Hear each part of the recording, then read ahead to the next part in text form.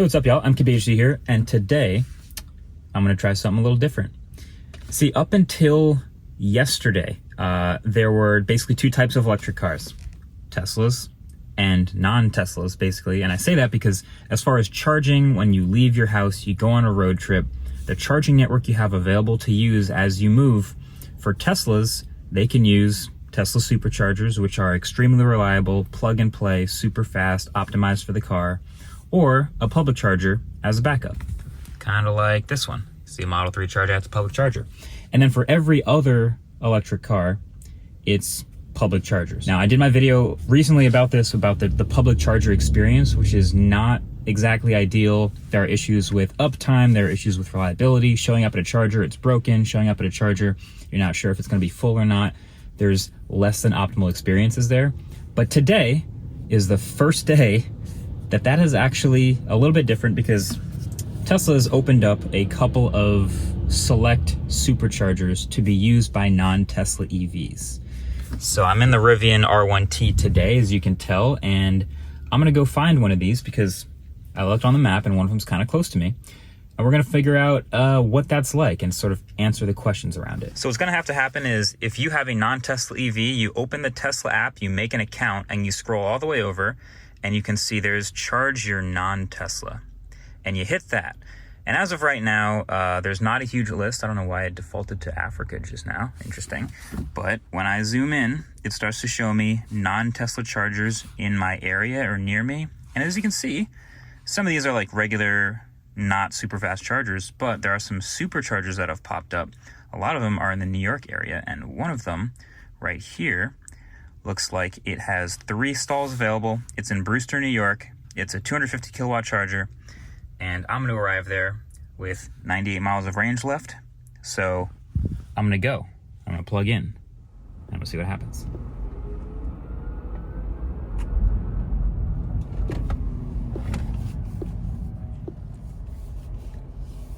Okay, so we've arrived. There are a bunch of chargers here, 8 of them. Someone else is charging. Got here with 30% battery left. And already you can see a little bit of a difference. There's a sign here that says, scan for instructions to charge a non-Tesla. And what it's gonna do is take you to instructions on how to sign up for an account, get in the app, and do what we're about to do here. So hopefully there's no reflections here. Let's do it. Charge your non-Tesla. I'm gonna have to talk about where I've parked in a second. This is a concern, but we'll get into this. This is the charger that we're at, Brewster, New York, 250 kilowatts. Shows it's 39 cents per kilowatt with a membership, 49 without. Charge here. And this is gonna ask me which stall I'm at. So instead of just plug and play like a normal Tesla, I gotta go, okay, that's 1A, this is 1B. So I'm gonna hit 1B. And now let's look at what happens with the retrofit. So the front of the R1T is where our charge port is. And for these select chargers, Tesla has retrofitted this built-in CCS adapter on the end of the plug. So typically with a Tesla, you just pop this cable out and plug it in. But with a Rivian or any other CCS charger, it looks like that, which won't fit. So a built-in adapter needs to be unlocked. And I hit unlock.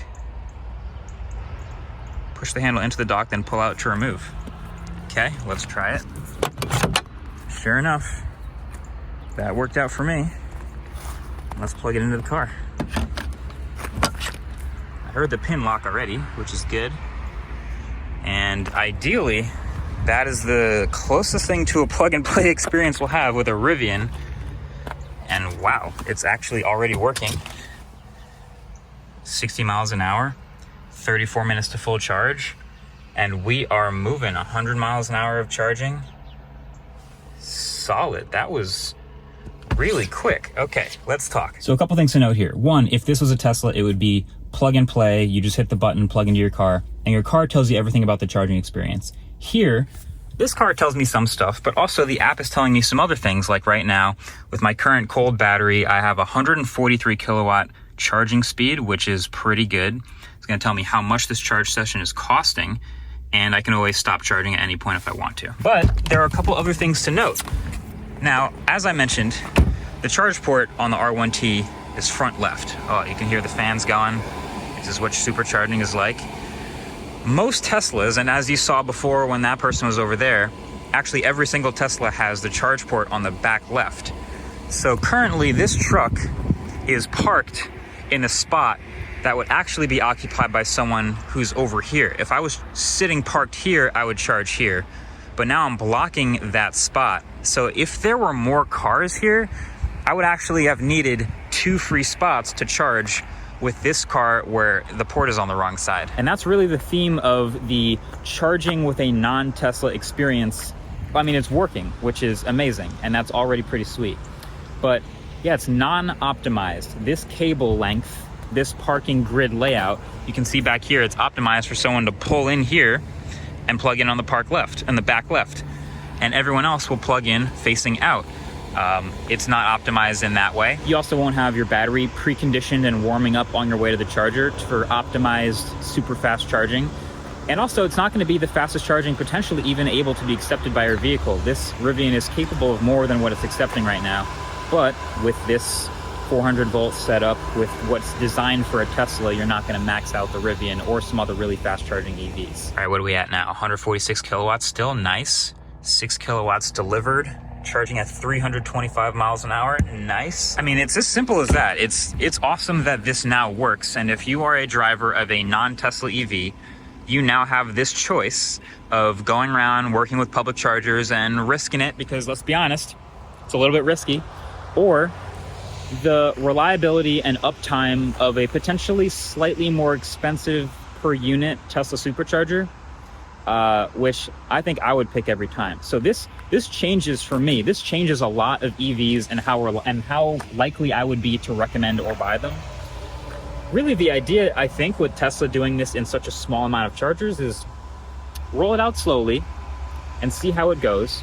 Because I do think this charging spot thing is going to be the biggest question mark, the biggest issue. Like, this is a pretty empty charger. This is one that's kind of up in New York in the sort of more rural areas, I would say. This is not the busiest charger in the world.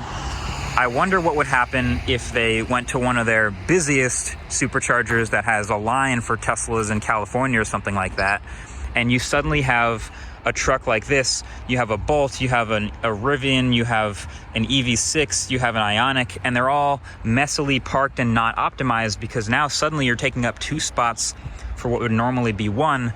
I feel like we kind of just have to see how it goes. If I was like a huge Tesla person, I would probably be worried about, you know, my own Tesla experience. Will it get worse because more people are charging? Potentially, you'll have more people waiting in line, more people taking up more spots.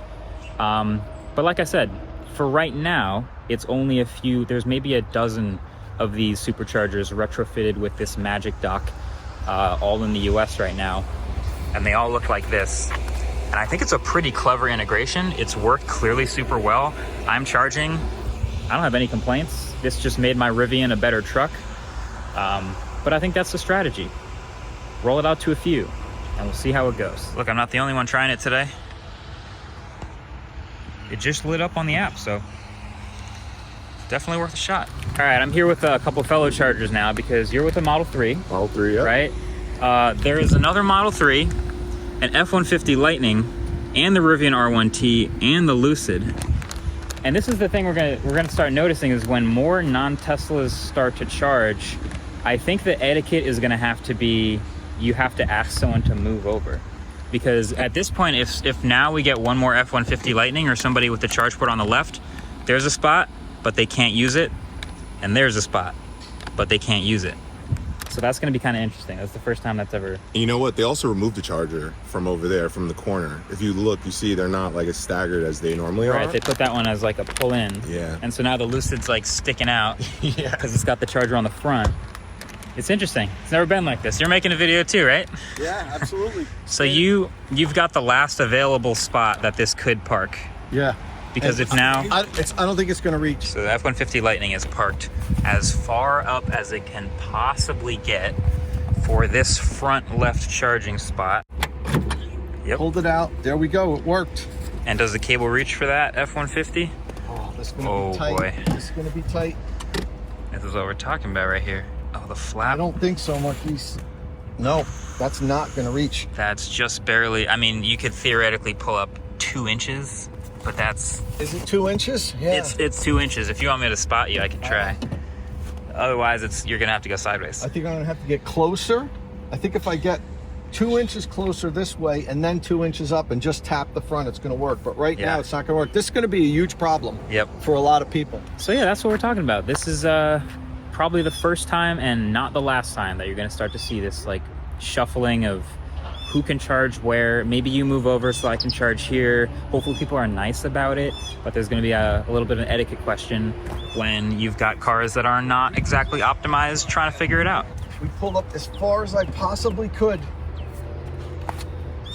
This can't be good for this cable. I don't like stretching it like that. I think I just... You got a click? No. No? I could possibly push it in, but it's not good. Now, do I have any room up front, Marquise? I'm here with Marquise Brownlee. He's charging his Rivian R1T. You've got a little push of maybe 3, 4, 5 inches. All right, let's try that. If you're bold. Could you hold this for me? I don't want to lock it again. Yep. Let's pull up a little bit more. It's a little further back. Oh, there's this snowbank here. Makes it kind of tough. That's as close as you can get right there. That was enough to lock it. Now, all right. This is not ideal. You don't want to strain your cable like this. This is definitely not what you want. We're doing it now, and we are charging. All right, so you're charging. You've got it plugged in. Yeah. Where can they find your video when you publish it? So I have a YouTube channel called State of Charge. It's completely dedicated to electric vehicle charging. Got a nice little logo too. There we go. Perfect. So check theirs out. F-150 owners, take note. Until then, I'm gonna head out. So that's the end of my charge, and I guess the beginning of the experience of non-Teslas charging at Tesla Superchargers. You know, I ended my charge. I went from 30 to 85% in like half an hour. It cost $30. It worked as expected. It improves the truck. But let me know what you think of this sort of a game changer. I kind of think it is one. Thanks for watching. See you in the next one.